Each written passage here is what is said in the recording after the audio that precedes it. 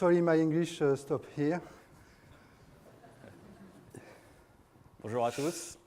Alors, je suis en charge de l'architecture d'entreprise pour la Banque Postale au sein de la direction architecture et urbanisation. Et donc, je vais vous parler de cette belle histoire que l'on a connue depuis 2014 autour de Couchbase et en particulier dans la refonte d'un système d'information qui pour nous était stratégique à la Banque Postale.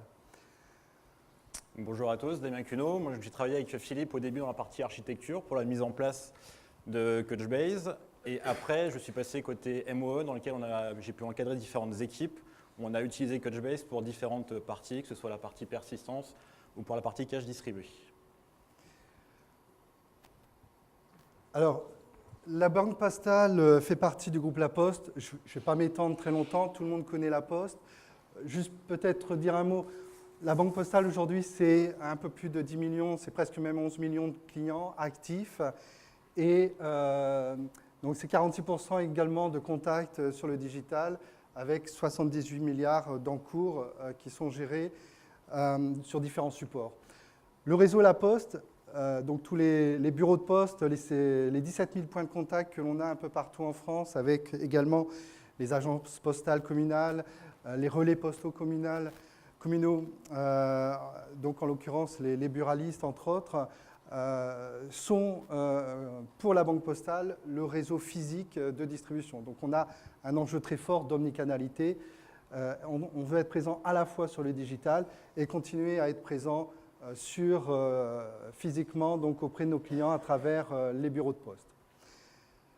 Sur les technologies, aujourd'hui, depuis déjà un peu plus de 2 ans même, on a exprimé des principes forts, des principes techniques d'architecture très forts qui nous guident dans tous les choix que l'on fait dorénavant. On a un enjeu extrêmement fort de rationalisation de nos chaînes de liaison. La multiplicité des produits techniques est coûteux au quotidien, tout au long du cycle de vie projet, également jusqu'à la mise en production et l'exploitation. Toutes ces solutions techniques nous amènent finalement à gérer des chaînes de liaison applicatives et techniques très très complexes et ça a un coût. On a la conviction également qu'en utilisant les technologies issues du web, on arrive à construire les systèmes d'information les plus économiques et les plus agiles. C'est pourquoi ça a été aussi une des raisons pour laquelle on a retenu Couchbase. On souhaite évoluer vers des architectures qui nous permettent d'utiliser, de déporter toute l'intelligence finalement du hardware vers le software de façon à se satisfaire de commodity hardware. Donc on ne veut plus avoir à acheter des infrastructures hardware coûteuses, complexes, parce qu'elles sont redondées au niveau hardware, au niveau software. Donc on veut absolument déporter cette intelligence sur le software et gagner en simplicité au niveau infrastructure également. Par voie de conséquence, on a besoin également de découpler les applications des infrastructures. On veut quitter un modèle où nos applications historiquement sont installées et on est sur des serveurs qui sont dédiés à un certain nombre d'applications. Tout ça nous sclérose au quotidien. On veut pouvoir réutiliser et finalement s'adapter dynamiquement à l'activité transactionnelle, déplacer les applications sur les infras et faire en sorte d'aller vers quelque chose, un écosystème beaucoup plus automatisé, de manière à réagir à des crêtes lorsqu'elles arrivent et utiliser au mieux la ressource hardware sur les applications lorsqu'elles en ont besoin en fonction finalement d'un moment dans le mois ou dans l'année où le digital, par exemple, tous les mois, on a 2 heures, le premier mardi de chaque mois, où finalement on atteint une crête assez importante et qui nous obligeait jusqu'à maintenant à dédier des infras dans une proportion assez importante. L'idée, c'est ne plus finalement dimensionner toutes nos infras sur la crête des use cases adressés par des applications, mais bien gagner en dynamisme et finalement allouer la ressource matérielle là où on en a besoin, quand on en a besoin. C'est améliorer la productivité à travers tout le cycle de vie projet.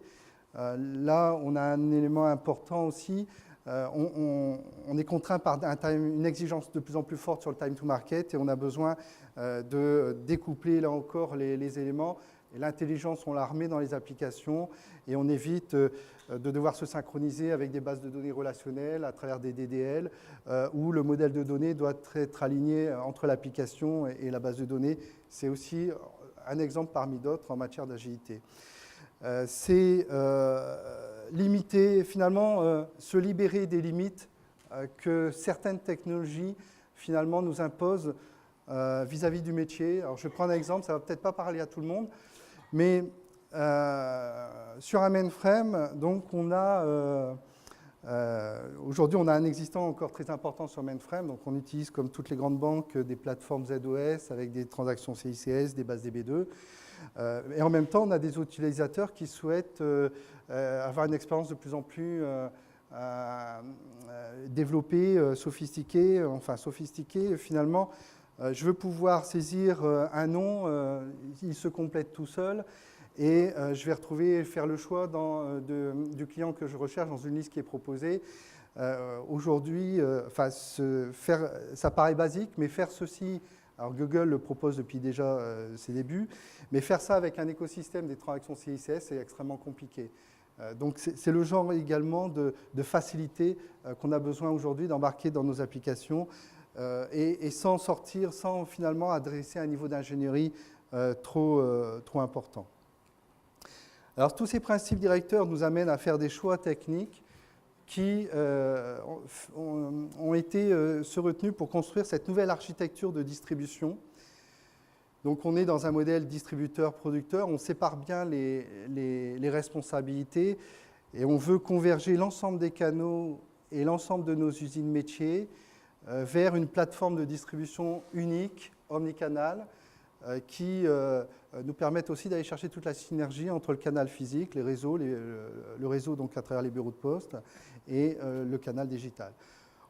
On a mis en œuvre et du coup on a fait des choix qui sont ceux, on a observé les leaders du web, on a bien vu qu'ils utilisaient des architectures basées sur du MVC client. Donc hier on était MVC serveur, on a évolué vers le MVC client puisque on s'est aperçu, en l'occurrence, qu'on était sur des modèles qui permettaient d'être multi-device et ça nous évitait de multiplier les architectures applicatives en fonction des devices. Je le disais tout à l'heure, on voulait se satisfaire de commodity hardware.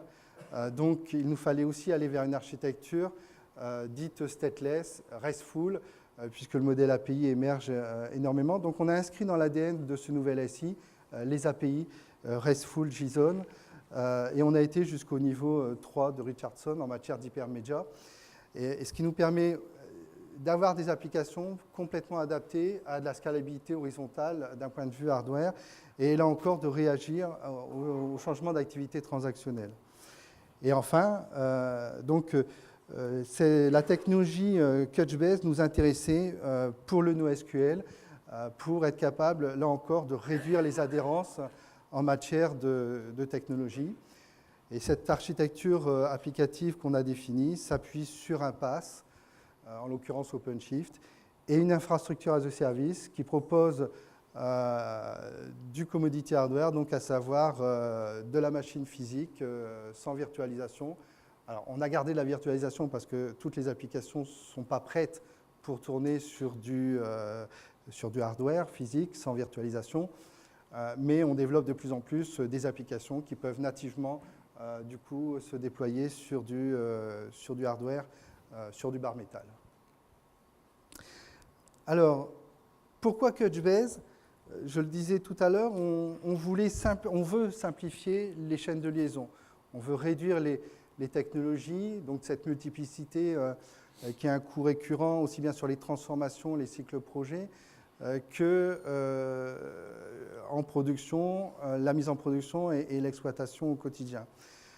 Couchbase nous a intéressés parce qu'il nous permettait finalement d'adresser deux grands use cases avec le même produit. Donc pour cette architecture stateless, il nous fallait absolument une grille de données et Couchbase se démarquait par rapport à d'autres alternatives techniques pour mettre en œuvre une grille de données qui nativement est scalable de manière horizontale avec des performances dont on avait besoin, puisqu'on est sur une architecture de distribution qui adresse sur le canal intranet à terme 50 000 utilisateurs et des millions d'internautes, puisqu'on va, cette architecture de distribution, dans les prochains développements, on va l'étendre au canal Internet. Donc, dans l'ADN de l'architecture, aujourd'hui, on a tout ce qu'il faut pour être nativement omnicanal, et les canaux, les transformations que l'on continue d'opérer, finalement, nous amènent à ajouter du métier sur le digital de plus en plus. Et la persistance, puisqu'on voulait s'affranchir de nos solutions historiques sur les nouveaux use cases où on a besoin de time to market, de gagner en agilité et aussi de réduire les coûts, puisque à la fois sur les aspects software et sur les aspects infrastructure hardware. En matière de chronologie, on a lancé un appel d'offres en septembre 2014. Alors, ça n'était pas que sur Couchbase, puisque c'était sur l'ensemble des choix techniques qu'on devait faire pour construire ce nouvel SI de distribution. On a lancé l'appel d'offres, on a déroulé tout l'appel d'offres et on a été en mesure donc, de faire un choix sur l'ensemble des technologies, dont Couchbase, en février 2015. On était extrêmement contraints par les délais, puisqu'il nous fallait absolument être en mesure de délivrer la première release de ce système d'information en mai 2016. Donc, bien sûr, on le sait, dès qu'il faut commencer à développer, il nous faut délivrer les capacités techniques. Donc, le socle NoSQL, il nous fallait le construire. On a fait le choix en février 2015. On a délivré le socle technique Couchbase en avril. On a commencé à construire les environnements à partir de mai 2015. L'environnement de production était disponible en juin. Et puis, mai 2016, donc à partir de mai 2016, la mise en prod de la première release de ce nouvel SI de distribution. Et tous les 6 mois, on délivre une nouvelle release avec un périmètre fonctionnel de plus en plus important. Donc, on est sur des releases à l'échelle d'un système d'information parce qu'on amène à chaque fois des périmètres fonctionnels conséquents. Et on va, grâce aux choix techniques que l'on a fait, maintenant évoluer sur des niveaux de granularité plus faibles en matière de mise à jour, plus de parallélisation des traitements, des transformations sur l'ensemble des couches. Donc ça, c'est ce vers quoi on évolue. Et je te laisse la parole, Damien. Merci Philippe. Donc maintenant, je vais faire un petit focus sur les 2 use cases que Philippe nous a présentés. Donc on va commencer par la partie grille de données. Donc Couchbase, comme a dit Philippe, a été choisi notamment pour sa partie haute performance sur les accès en mode clé-valeur. Donc on s'en est servi pour principalement supporter la session utilisateur. En plus, ce qui est intéressant avec la partie cache, c'est qu'on est capable de charger des informations qui viennent du LDAP ou éventuellement d'autres applications. On les rapproche ainsi des frontaux ou du back-end qu'on a côté banque postale. Et donc tout ceci nous a permis de supporter l'architecture stateless. Et en plus, ce qui est très intéressant, c'est que comme c'est fortement scalable horizontalement, on est capable de démarrer avec une architecture qui est relativement petite et de l'augmenter au fur et à mesure des besoins des différentes releases. Dans ce cas d'usage, qu'est-ce qu'on stocke concrètement dans la partie Couchbase ? On stocke des objets Java sérialisés. C'est quand même plus simple en termes de développement et d'architecture. Ça nous a quand même facilité la tâche pour démarrer. En plus, quand on a démarré cette partie-là, le framework Spring Data Couchbase n'existait pas encore. Donc, on a pu comme ça démarrer directement avec le SDK. On y stocke donc des données de l'application, des données des users, la partie des profils LDAP. Également, aussi, on a un mécanisme qui nous permet de charger tous les matins des données qui viennent du back-end. Comme ça, on remonte ensemble de tables dans Couchbase. Notamment, on a par exemple une table avec les 36 000 communes. Cette table est relativement volumineuse, donc tous les matins, on la charge dans Couchbase et comme ça, l'application peut y accéder de façon beaucoup plus rapide. Et dernier point, ce qui est aussi intéressant, c'est qu'on cache la partie des appels au mainframe, parce que chaque appel mainframe a un coût. Donc l'idée, c'est quand on fait un premier appel, c'est le mainframe qui nous répond. Et ensuite, aux appels suivants, on va directement taper dans le cache Couchbase au lieu d'aller chercher l'information côté CICS. Le second use case, c'est la partie persistance de données. Donc, pourquoi est-ce qu'on a retenu Couchbase ? Donc, tout d'abord parce que c'est une approche schémaless, donc on n'a pas besoin d'avoir de DDL. c'est quand même plus simple en termes de développement, on a une forte agilité sur cette partie-là. De plus, le fait qu'il y ait un langage Nickel a quand même permis de faciliter l'utilisation de cet outil par les développeurs et par les opérationnels. Et aussi en termes d'organisation d'architecture de data, on n'est plus sur une architecture centralisée où il faut éventuellement faire de la scalabilité verticale. On est capable d'avoir une architecture complètement distribuée sur les différents data centers, ce qui quand même simplifie la maintenance en production de Couchbase. Concrètement, qu'est-ce qu'on stocke dans Couchbase dans le cadre de la banque postale? On y stocke les devis et les contrats en cours de souscription, c'est-à-dire que quand un client est en agence, on stocke toutes les étapes du contrat, comme ça on est capable à tout moment de faire une rupture d'acteur et de le reprendre plus tard, soit de le reprendre en agence, voire même plus tard éventuellement aussi en mode internet, c'est-à-dire avoir vraiment une partie omnicanal. Et on y stocke également tout ce qui concerne le catalogue des produits et des offres de la banque postale. Je vais y revenir juste après dans le slide suivant. On a également mis en place 2 capacités techniques qui n'étaient pas forcément offertes directement dans la partie Couchbase. Donc, ce qu'on a fait, c'est que pour la partie backup, ce qu'on a mis en place, c'est qu'on a mis 2 clusters en production. Donc, on a un cluster live sur lequel on stocke les datas. Et on a un cluster de backup qui, tous les soirs, est synchronisé avec le mécanisme XDCR. Et une fois que le backup est terminé, on fait un CB backup du cluster backup et on historise les datas qu'on a sorties de Couchbase. Comme ça, on peut les historiser pendant un mois ou un an, suivant les différents besoins. Et on a aussi mis en place un mécanisme pour faire une extraction en mode batch de certaines données. Comme ça, on est capable de faire l'extraction et de la diffuser à différents dataware au sein de la banque postale. Un rapide focus sur la partie catalogue des offres. Donc là, on est toujours dans le use case de persistance. Et ce qui est intéressant dans ce catalogue, c'est qu'il y a 2 modèles de données.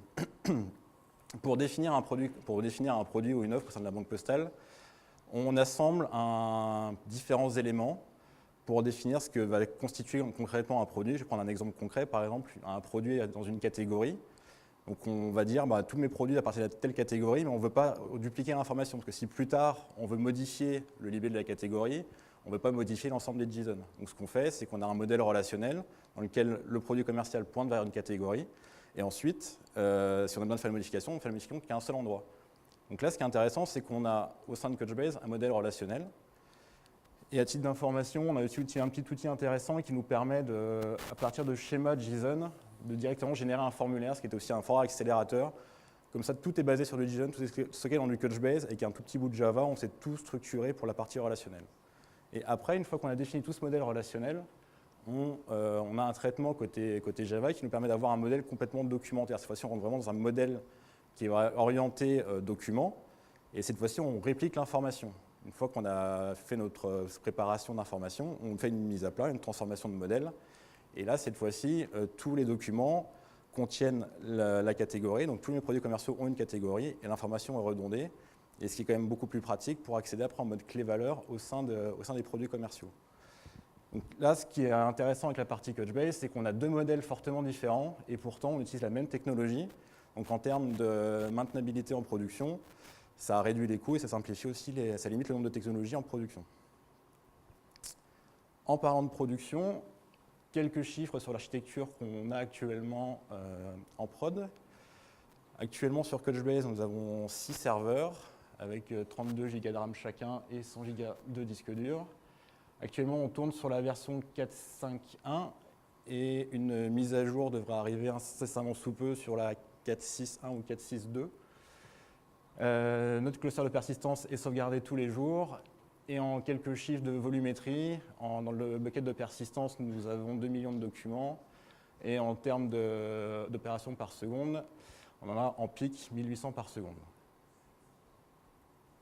Et Philippe, je te laisse présenter la suite de l'utilisation de Couchbase au sein de la banque postale. Merci Damien. Donc, on a déjà un certain nombre de use cases en production où on avait absolument besoin d'une solution de type Couchbase pour pouvoir les créer, les mettre en œuvre. On va continuer dans cette voie-là sur le périmètre de la banque postale et je dirais même du groupe La Banque Postale, puisqu'on est en train, je le disais tout à l'heure, on a posé les fondations d'un modèle distributeur-producteur Et on va continuer à ajouter et intégrer nos producteurs dans cette plateforme de distribution, ce système d'information de distribution vers lequel on veut converger l'ensemble des canaux et des marchés et des produits du système d'information. Donc on va étendre à d'autres types de produits, puisque le groupe La Banque Postale, en fait, a plusieurs métiers, l'asset management, alors, la banque de détail bien entendu, la banque de marché, l'asset management et l'assurance. Et l'ensemble de ces SI doivent aujourd'hui converger vers un système d'information intégré, dit intégré, performant et simplifié. Et pour ça, on va continuer à utiliser Couchbase, notamment pour mettre en œuvre des bases de données extrêmement importantes qui sont charnières entre la production et la distribution. Je pense par exemple à une base des opérations où on aurait plusieurs milliards de lignes d'opérations bancaires à stocker, avec des enjeux forts de recherche très rapides. C'est aussi une opportunité pour le réseau. Je le dis tout à l'heure, j'évoquais le réseau comme canal physique de distribution, mais c'est en même temps aussi, je dirais, une business unit à part entière. Et on est aussi en train de refondre ce système d'information. Et là aussi, on aimerait utiliser Couchbase pour aller chercher l'agilité dont on a besoin vers ce nouvel SI. Donc on a un certain nombre de use cases candidats encore. Ils sont pas forcément tous identifiés. On a besoin aussi dans un modèle distributeur-producteur, dès lors qu'on a un certain nombre de producteurs qui viennent enrichir le SI globalement, besoin d'évoluer vers la notion de gestion de la demande ou de system of engagement. Et là, on a besoin d'avoir une traçabilité de toutes les demandes qui seraient exprimées depuis un canal digital, intranet, vers donc l'ensemble des points de distribution du SI distribution. Et là encore, on aura, donc pour des enjeux entre autres de traçabilité et qualité de service, et là encore, on aura besoin d'une base de données qui puisse nous accompagner dans le stockage de très gros volumes d'informations. Voilà. Je vous remercie de votre écoute.